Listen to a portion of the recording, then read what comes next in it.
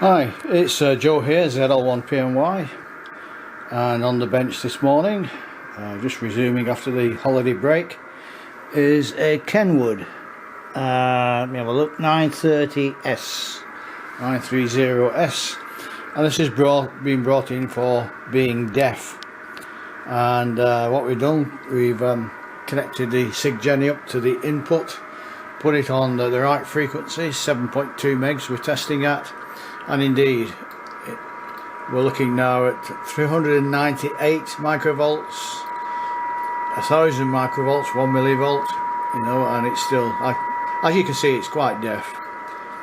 So, looking at the circuit diagram, which is quite tiny, the antenna comes in here, it goes through this switching relay and comes out down this lead, and then back into the filter circuit, through the RF amplifier mixer and into the IF. So what we're going to do is just inject the IF frequency in there, and if that's down to around 3 or 4 microvolts, then the fault's got to be in the RF amplifier and first mixer. So looking at the handbook, the first IF is at 44.93 megahertz, so we'll dial that in.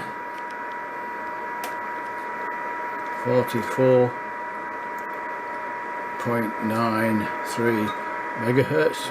Easier if you put it on the megahertz one. 44.9 megahertz, and you can hear that the actual on frequency signal's gone away now. So I'm just going to pull that lead out of there.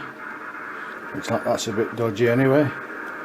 Just pop that out of there, and I'm going to connect the signal generator using one of these little jumper leads, which we have. Pardon the bad camera work.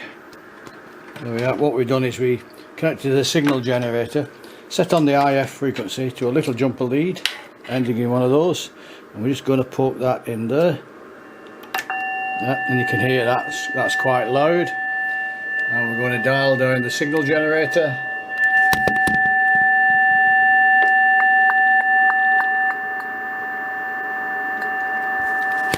And that is at 3.9 microvolts.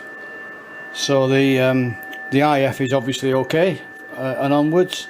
So the problem has to be in this block, which, as I said, is the first RF amplifier, first mixer. It's also got the VCO in and the IF out. So we'll take the covers off and see what we can find inside there. Okay, I had to retreat to the computer to scan and blow this diagram up. But here you can see, let me just see if that's in focus or not. I think it is. So you've got a pair of FETs here acting as the RF amplifier, and another pair of FETs acting as a mixer, and a third pair of FETs actually giving the IF output.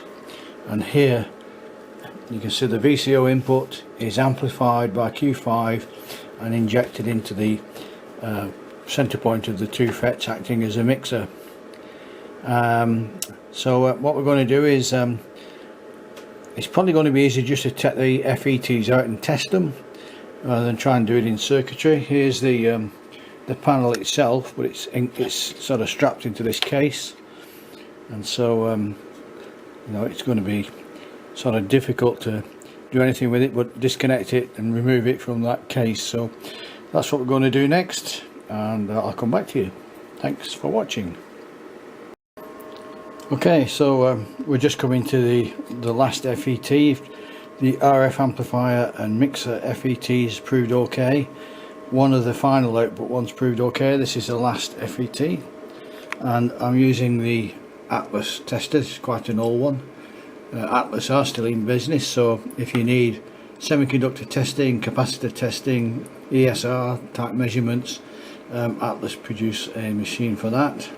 You don't have to worry about polarity. You just clip the leads on, in any fashion you like, and then you press the test button, and you see that one says N channel junction FET, and if you want to know what the pins are, it tells you there. It says green is the gate. Why it's not identifying the other two, I do not know. Maybe because it's a junction FET. So we'll put that back, and that leaves us then looking at whether it's the actual RF signal going in that's very low, or there's another fault on this board, and we'll set that up and do some measurements. Okay, so we put the board back in the radio, and the conditions are the same. Very weak signal, needing a lot of drive before you can hear it. So what we've done is we've bypassed this board, which the signal is routed through. It's a filter board, and we put the signal generator onto a patch lead. It's only running 2 microvolts, and you can hear that is loud and clear. So the loss of signal is actually between the aerial and through the filters into the first RF amplifier. So that means we've got to take a look at this, and that's a bit of a pity, because that is one big board with lots of screw regulators to take out and stuff like that. So I think we'll have a little tea break, and then we'll look at the schematic to see what elements within this filter unit are actually used and if they're being switched properly.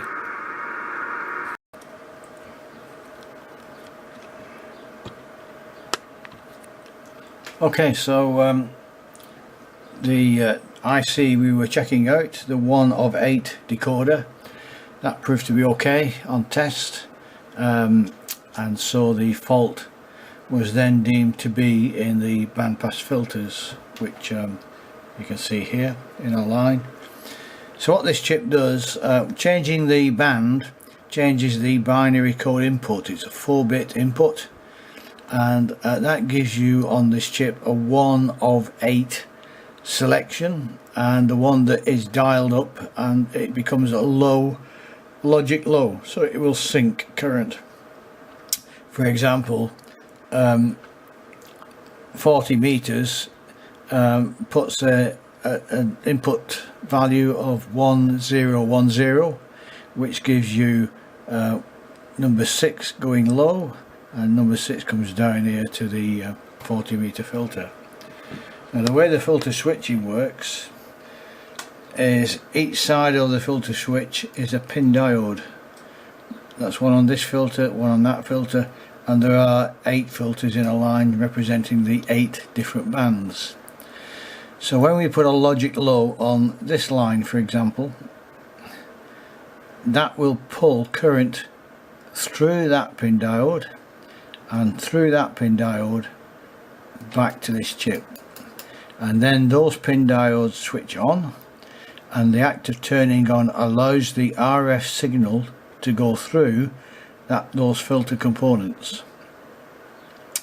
Now in order for them to switch on, they need to be biased on this side to VCC, but with an impedance that's low enough to be pulled down, and that bias comes from up here, and you can see that D24, I think you can just about see that, feeds the whole stack of diodes down this side. Now on test, we're getting 0 volts on all of these anodes, 0 volts, which means that those pin diodes will never ever turn on because there's no VCC on the other side. And when we've tracked that fault down, that VCC, by the way, comes from through this resistor, through that coil, and through that diode. When we've traced it back, we find that there's no voltage actually on this coil, and the culprit is this resistor. And I'll try and show you in circuit what's wrong with that resistor. I don't know if you can see this actually. Let me just do that again. Just go up here. So the biasing voltage for all these diodes goes through L51, which is here, and L51 is fed with 5 volts through I think it's R36 or 39. So the biasing voltage goes through the resistor, through the coil, through D26, and feeds all of those diodes. And once they've got VCC on the anodes, it means they can be switched on by the logic chip that selects the band. So there you go. I'll show you on the rig what's actually wrong with that resistor, and then we'll we'll correct that fault and see if the rig comes to life.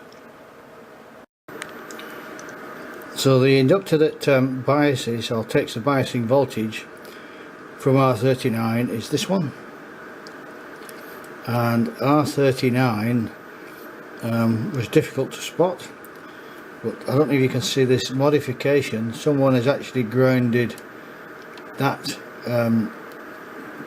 contact receptacle to this cam. In the process of doing that, they folded over this resistance down there. You can see it lying flat. Let me try and focus that. It's not focusing very well. And in lying it flat, I'll try and get a sneak preview from the side. If you look at the connector at the very bottom,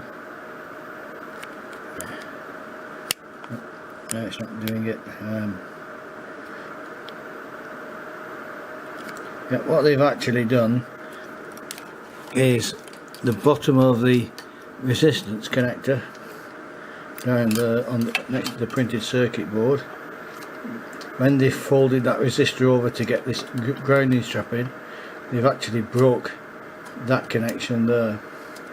But I can't quite get the camera to focus on it. But so what I'm going to do is just take that strap off, fix that resistor connection, put the strap back, and see if the receiver shoots into a lively receiver, which it should be. So stay tuned. Okay, so I've taken the earth strap off. It was actually only soldered at one end, so not acting as an earth strap at all. But maybe now you can see, if I try and move that resistor, you can see that it's not actually connected at the bottom. So we're going to have to try and fix that. I don't want to take the board out, that's a major job. It would add quite a bit of cost to it, but I should be able to pick that up and connect it. So I'll do that now off camera, and then we'll see whether the old girl comes back to life. So had to take the board out in the end. There's the new resistor. Let's see if we can get a focus on that. Yep. Down here, you see with the sleeve on, and as usual a number of bits fell off. These old rigs, the solder becomes brittle, and we had things like the earthing leads here and here fell off. Some jumpers underneath needed soldering, or resoldering should I say. I've not put the earthing strap back on this one yet, the one where they had to lay the resistor down to get to here, so I think I would just earth it to this can here. Yeah, so it's time to do the critical test. I'll turn him on. We've got this signal generator set at, I don't know if you can see that, but we're on 3.88 megahertz. We're actually putting FM in, but that doesn't matter. We're at 5 microvolts there, going into the antenna socket. Turn him on. Yep, good strong signal. So the receiver's done. I'll just have a quick whiz through the transmitter, which I won't put on the video. It's just a matter of plugging a mic in and checking that it's producing sufficient power, etc. There's no lids with it. It came without lids, but we did get a set of manuals, so I might scan a couple of pages of that for future reference. There we go. The camera doesn't auto focus very well. I think it's time to invest in a new one. So with that, we'll call this job done, and thank you for watching, and we'll see what else comes in the next few days. Cheerio now.